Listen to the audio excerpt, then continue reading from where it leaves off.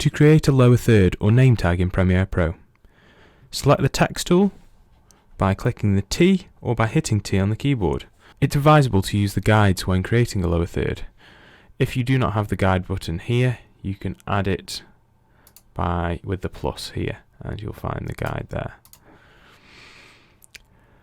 Then click on the outermost box and let's type in a lower third. So let's say John Smith, CEO of John Smiths. Okay, so as we can see, that is not the right size. So let's go into the graphics menu. There we have more control. Let's highlight all of that text and let's reduce the size. Reduce it, let's make it 100. So it is advisable that you have the name as the largest part and then the title below it smaller. So let's reduce the title to 50%. Yep, that looks nice to me. I like it all capitalized, but you can switch that on and off as you wish. I'm going to keep it as is. I'm going to use the arrow tool, V on the keyboard. Oh, just a note, as I've just made that mistake, hitting the keyboard shortcuts whilst you are in the text window obviously does not work. So, clicking the arrow key there, I'm going to move it and align it right there. And there we have a basic lower third. So you could go into that, add a default transition of a dissolve, and then you'll have a lower third that fades in, and add it to the end and it'll fade out. What I tend to use for lower thirds is go into Effects and go to Push.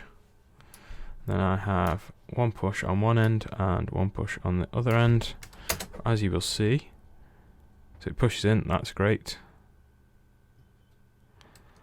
But on that last edge, I want it to push back the way it came. So I've clicked on the effect in Effects Controls, and I can just change the way it goes. So I will click it the other way. So then it will exit the same way it came in. I can speed that up by shortening this.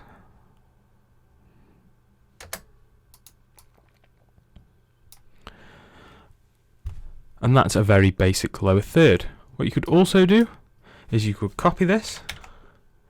I will go in on the top layer and I will delete the title. There we go. And then I will go into this layer and I will delete the name.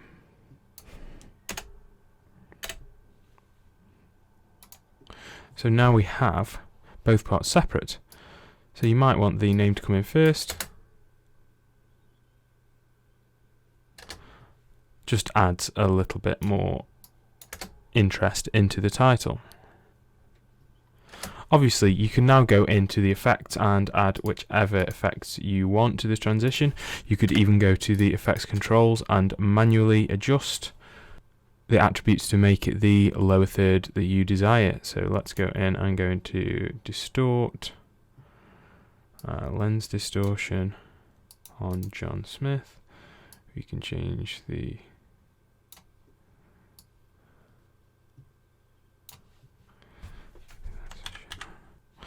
So we could go into the video transitions and choose whatever effect we wanted. So we could go for a zoom, cross zoom, and see what that does.